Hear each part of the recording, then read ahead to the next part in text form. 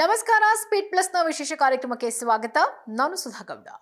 ಪ್ರಥಮ್ ಅಂದ್ರೆ ಕಾಂಟ್ರವರ್ಸಿ ಅಂದ್ರೆ ಪ್ರಥಮ್. ಈ ಪ್ರಥಮ್ ಅಂದ್ರೆ ಯಾರು ಅಂತ ಗೊತ್ತಾಗಿರ್ಬೇಕಲ್ವಾ?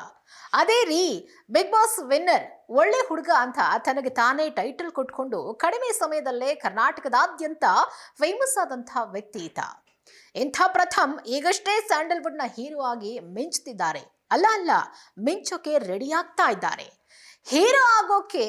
ಹೀರೋ ಆಗಿ ಮಿಂಚೋಕೆ ಏನೇನು ಮಾಡಬೇಕು ಅದನ್ನ ಮಾಡೋದು ಬಿಟ್ಟು ಸುಮ್ಮನೆ ಜನರ ಗಮನ ಸೆಳೆಯೋದಕ್ಕೆ, ಸಿನಿ ಮಂದಿ ತಲೆಯಲ್ಲಿ ಹುಳ ಬಿಡೋಕೆ ಅಂತಲೇ ಕೆಲ ವಿಚಾರಗಳನ್ನ ಮೈ ಮೇಲೆ ಎಳ್ಕೊಂಡು ಕಿರಿಕ್ ಮಾಡಿ ಕಾಂಟ್ರವರ್ಸಿ ಮಾಡಿಕೊಂಡು ಬಿಟ್ಟಿ ಪ್ರಚಾರ ತೆಗೆದುಕೊಳ್ತಾ ಇದ್ದ ಒಳ್ಳೆ ಹುಡುಗ ಪ್ರಥಮ್ ಈಗ ಸೈಲೆಂಟ್ ಆಗಿಬಿಟ್ಟಿದ್ದಾರೆ.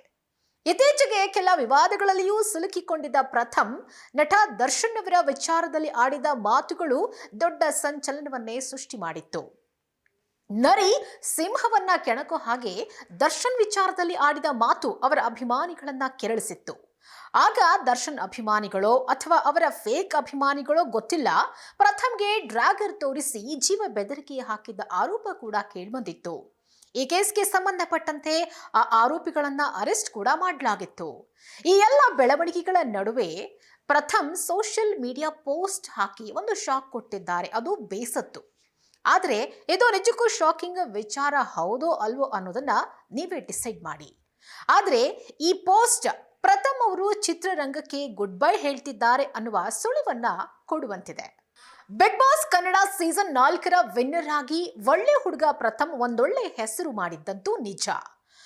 ಅದೇ ರೀತಿ ಎಲ್ಲಾ ಕಡೆ ಮನೆ ಮಾತಾಗಿದ್ದಂತೂ ನಿಜ. ಆದರೆ ಬಳಿಕ ಅವರು ರಿಯಾಲಿಟಿ ಶೋಗಳಲ್ಲಿ ಕಾಣಿಸಿಕೊಂಡು ಅಲ್ಲೂ ಕೂಡ ಕೆಲವೊಂದಷ್ಟು ಕಾಂಟ್ರವರ್ಸಿಗಳನ್ನ ಸೃಷ್ಟಿ ಮಾಡಿಕೊಂಡ್ರು. ಸ್ಯಾಂಡಲ್ವುಡ್ಗೆ ನಾಯಕ ನಟನಾಗಿ ಭರ್ಜರಿಯಾಗಿ ಎಂಟ್ರಿಯೂ ಕೊಟ್ರು. ಆದರೆ ಅವರ ಯಾವ ಸಿನಿಮಾಗಳು ಕೂಡ ಸಕ್ಸಸ್ ಕಾಣಲಿಲ್ಲ. ಕಾರಣ ಪ್ರಥಮ್ ಹೀರೋ ಮೆಟೀರಿಯಲ್ ಅಲ್ವೇ ಅಲ್ಲ ಅಂತ ಜನ ಅವರನ್ನ ರಿಜೆಕ್ಟ್ ಮಾಡಿದ್ರೋ ಏನೋ ಗೊತ್ತಿಲ್ಲ. ಆದರೆ ಇದರ ನಡುವೆ ಸಾಲು ವಿವಾದಗಳು ಪ್ರಥಮ್ ಅವರನ್ನ ಸುತ್ತುವರೆದಿತ್ತು. ಜೊತೆಗೆ ಆಗಾಗ ಸೋಷಿಯಲ್ ಮೀಡಿಯಾದಲ್ಲಿ ದರ್ಶನ್ ಅವರ ಅಭಿಮಾನಿಗಳೊಂದಿಗೆ ಪ್ರಥಮ್ ಜಗಳ ಮಾಡಿಕೊಂಡಿದ್ರು. ತಮ್ಮ ಪೋಸ್ಟ್ಗಳ ಮೂಲಕ ಅವರಿಗೆ ಉಗಿತಾ ಇದ್ರು. ಇತ್ತೀಚೆಗಷ್ಟೇ ನಿಮ್ಮೆಲ್ರಿಗೂ ಗೊತ್ತಿರೋ ಹಾಗೆ ಪ್ರಥಮ್ ಅವರು ದರ್ಶನ್ ಅಭಿಮಾನಿಗಳಿಂದ ಜೀವ ಬೆದರಿಕೆ ಬಂದಿದೆ ಅಂತ ಆರೋಪ ಮಾಡಿದ್ರು. ದೊಡ್ಡಬಳ್ಳಾಪುರದ ಜಾಗವೊಂದರಲ್ಲಿ ಪ್ರಥಮ್ ಅವರಿಗೆ ಕೆಲ ರೌಡಿಗಳು ಇದೇ ವಿಚಾರವಾಗಿ ಕಿರಿಕ್ ತೆಗೆದು ಡ್ರ್ಯಾಗರ್ ತೋರಿಸಿ ಜೀವ ತೆಗೆಯೋಕ್ಕೂ ಪ್ರಯತ್ನಿಸಿದ್ರು ಅಂತ ಪ್ರಥಮ್ ಅವರೇ ಹೇಳ್ಕೊಂಡಿದ್ರು. ಆಮೇಲೆ ಪೊಲೀಸ್ ಠಾಣೆ ಮೆಟ್ಟಿಲೇರಿದ್ರು. ಪ್ರಥಮ್ ದೊಡ್ಡ ರಾದ್ದಾಂತವನ್ನೇ ಮಾಡಿದ್ರು. ದರ್ಶನ್ ಹಾಗೂ ಅವರ ಅಭಿಮಾನಿಗಳ ವಿರುದ್ಧ ಸಿಡಿದೆದ್ದಿದ್ದ ನಟ ಪ್ರಥಮ್ ಅವರಿಗೆ ಧಮಕಿ ಹಾಕಿದ ಕೇಸ್ನಲ್ಲಿ ಕೆಲ ರೌಡಿ ಶೀಟರ್ಗಳನ್ನ ಪರಪ್ಪನ ಅಗ್ರಹಾರ ಜೈಲಿಗೂ ಕಳುಹಿಸಲಾಗಿದೆ. ಇದೆಲ್ಲ ವಿವಾದಗಳು ಇನ್ನೇನು ಮುಗೀತು, ಪ್ರಥಮ್ ಇನ್ಮುಂದೆಯಾದ್ರೂ ನೆಮ್ಮದಿಯಾಗಿ ಸಿನಿಮಾ ಮಾಡ್ಕೊಂಡಿರಬಹುದು ಅನ್ನುವಷ್ಟರಲ್ಲೇ ಒಂದು ಗಟ್ಟಿ ನಿರ್ಧಾರಕ್ಕೆ ಬಂದು ಬಿಟ್ಟಿದ್ದಾರಂತೆ. ಅದೇನಪ್ಪಾ ಅಂದ್ರೆ, ಪ್ರಥಮ್ ಅವರು ಸೋಷಿಯಲ್ ಮೀಡಿಯಾದಲ್ಲಿ ಒಂದು ಪೋಸ್ಟ್ ಹಾಕೊಂಡು ಅಚ್ಚರಿಯ ವಿಚಾರಗಳನ್ನ ಹೇಳ್ಕೊಂಡಿದ್ದಾರೆ. ಇತ್ತೀಚಿನ ಪ್ರಕರಣವನ್ನ ಉಲ್ಲೇಖಿಸಿರುವ ಪ್ರಥಮ್, ಇವತ್ತಿಗೂ ನನಗೆ ಇವರ ಮೇಲೆ ಬೇಸರವಾಗ್ಲಿ ದ್ವೇಷ ಆಗ್ಲಿ ಇಲ್ಲ. ನಮ್ಮ ಕುಟುಂಬ ಎಷ್ಟು ನೊಂದಿದ್ರು ಅಂತ ನನಗ್ ಮಾತ್ರ ಗೊತ್ತು. ಅವರು ಚಾಕು ತೋರಿಸಿದಾಗ ನೋವಾಗಿದ್ದಕ್ಕೆ ಬೇಸರದಲ್ಲಿ ನಾನು ಹಾಗೆ ಮಾತನಾಡಿದ್ದೆ. ನಮ್ಮ ಮನೆಯವರು ಬೆಂಗಳೂರೇ ಸಾಕು ಅಂತ ಹಠ ಮಾಡಿದ್ರು.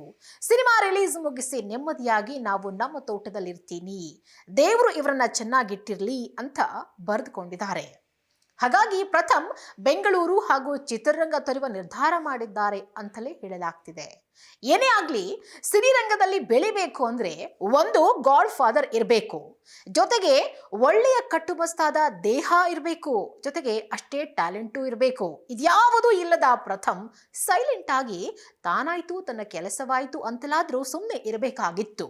ಅದು ಬಿಟ್ಟು ಸಿಂಹ ಹುಲಿಗಳಂಥ ಬೋನಿಗೆ ಕಲ್ಲು ಹೊಡೆಯೋಕೆ ಹೋಗಿ ಈಗ ಊರೇ ಬಿಟ್ಟು ಓಡಿ ಹೋಗುವ ಪರಿಸ್ಥಿತಿಯನ್ನ ತಂದುಕೊಂಡಿದ್ದಾರೆ.